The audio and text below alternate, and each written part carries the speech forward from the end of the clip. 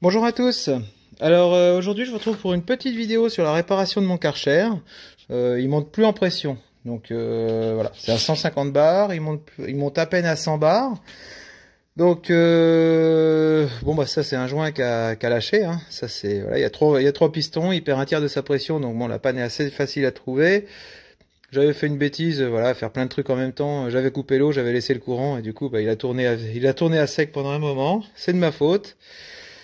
Donc bah voilà, donc c'est facile à réparer. Hein. Je l'ai déjà fait une fois. Donc là je l'avais déjà démonté à l'avance. Donc ça se situe là-dedans. Hop. Voilà, on démonte ça pour confondre les deux capteurs.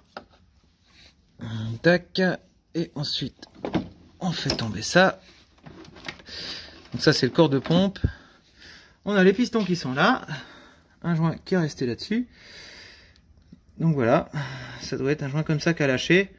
Donc quand c'est comme ça, moi je me pose pas trop de questions. Hein. Je vais changer donc ces joints là, donc les trois qui sont là, et là-dessus, si ça veut bien venir, voilà. Donc je vais changer la petite bague blanche, le joint qui est ici là au milieu, et l'autre à l'intérieur.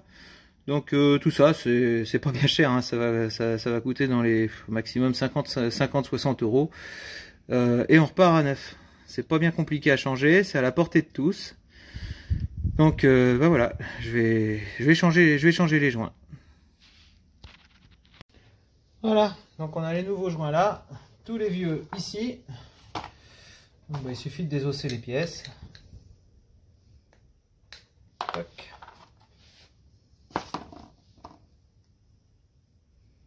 Ça rentre à la main, hein, normalement.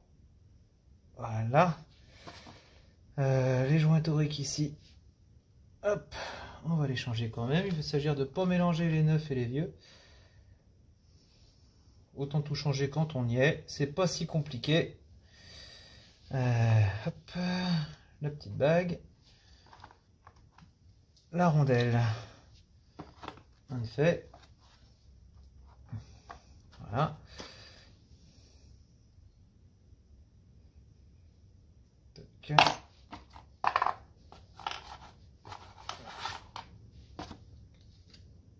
Bon, on les reconnaît bien quand même, hein, les joints, les vieux et les neufs n'ont pas forcément la même couleur. Donc je sais pas si... On voit pas bien, il y a un contre-jour, mais il y a une légère différence d'épaisseur entre les neufs et les vieux. C'est pas bien méchant, mais ça peut suffire, hein, à poser des problèmes. Voilà. Tac.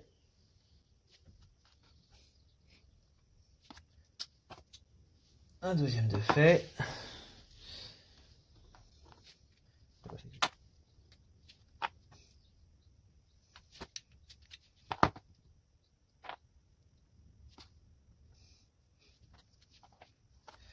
Et le troisième. Et puis cela. Donc là par contre on a une assez grosse différence entre les neufs et les vieux sur la lèvre intérieure. Donc quand il y a une fuite, c'est ceux-là qui lâchent principalement. Voilà. Bon là ceux-là ils sont un peu plus compliqués à mettre, il va me falloir un tournevis. Je vais poser la caméra puis je vous montrerai une fois monté. Voilà, une fois remonté c'est comme ça. Donc faut pas se tromper sur le sens. Hein. L'étanchéité, voilà. Les joints se présentent comme ça. Donc en fait, il faut que la partie creuse soit sur l'intérieur. C'est ça qui fait l'étanchéité. Si on le met à l'envers, ça marchera jamais. Voilà, les trois sont remontés. Il n'y a plus qu'à mettre les éléments du dessus. Donc voilà, faut pas se tromper dans le sens non plus. Ça rentre pas.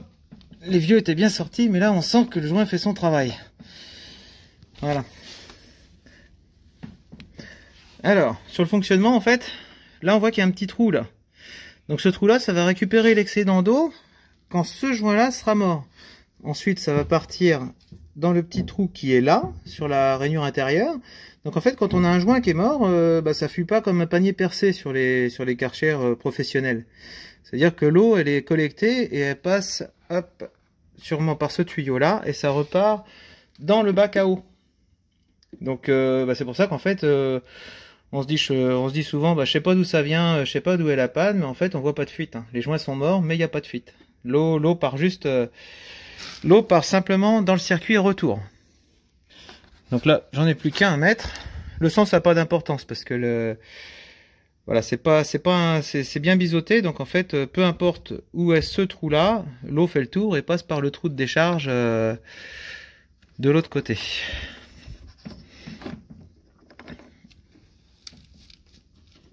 Voilà. Hop. On va se remonter. Il n'y a plus qu'à resserrer tout ça.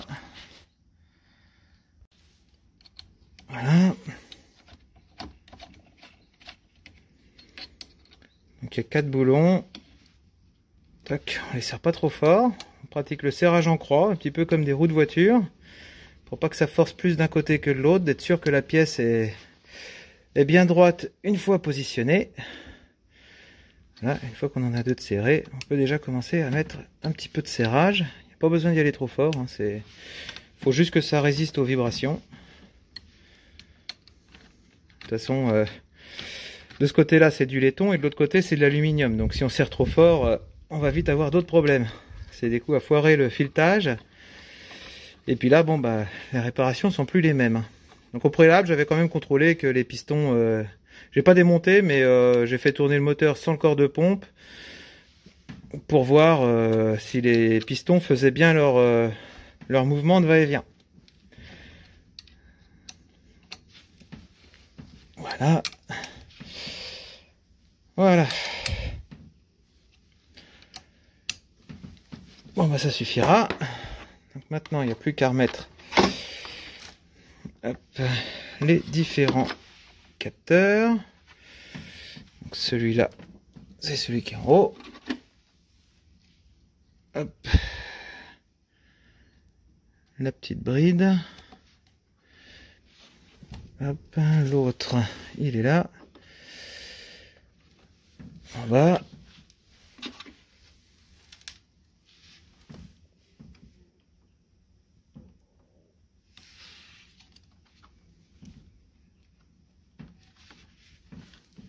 J'aurais peut-être dû commencer par celui du bas. C'est mis. Voilà. Donc, le tuyau, celui-là, on le rentre là-dedans. Celui-ci, non, je vous ai dit une bêtise. Le tuyau de retour, c'est le gros tuyau noir. Celui-là, ça doit être le produit d'entretien qui empêche qu'il y ait des accumulations de calcaire dans la machine. Hop, et ici, on en a un autre pour le savon. On met l'arrivée d'eau.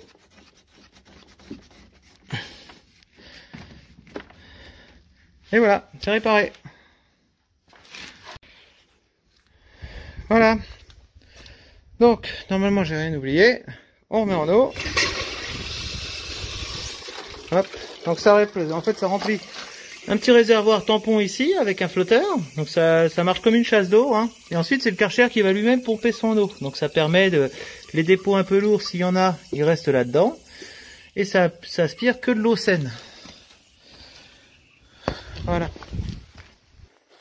Voilà, donc maintenant pour le remettre en route, on va laisser la gâchette emmanchée. Parce que l'eau va pas venir tout de suite, il va falloir que la pompe s'amorce. Voilà.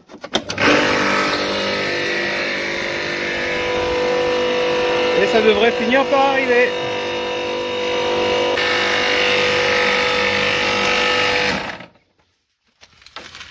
Bon, là, il a un petit peu de mal. Voilà, parce qu'une pompe vide a forcément beaucoup plus de mal à aspirer qu'une pompe pleine. Donc quand c'est comme ça, on va simplement défaire ce tuyau là et brancher en direct l'arrivée d'eau sur la pompe. Voilà, l'alimentation directe est faite. Là, voilà, on a de l'eau qui passe à vide, la bulle d'air est passée. Et si je remets en eau, voilà.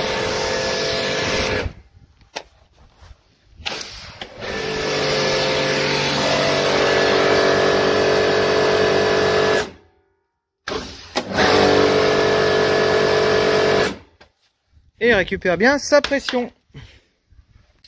Voilà, tout est remonté. Il aspire son eau.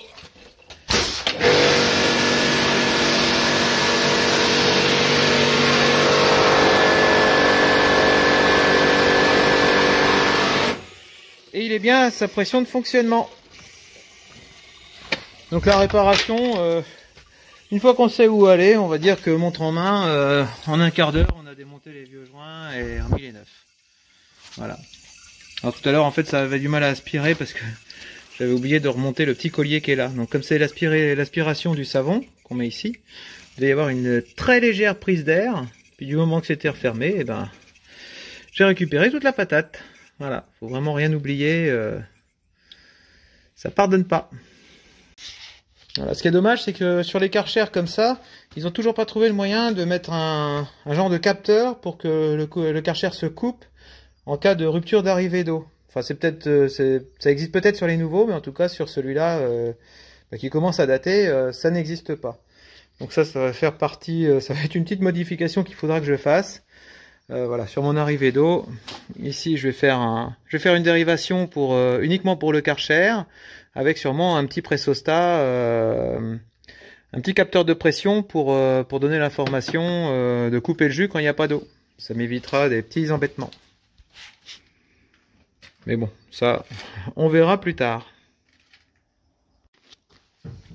Voilà, et maintenant je vous dis à bientôt pour une nouvelle vidéo. Ça, c'était un petit format bonus, on va dire, une petite réparation rapide que tout le monde peut faire.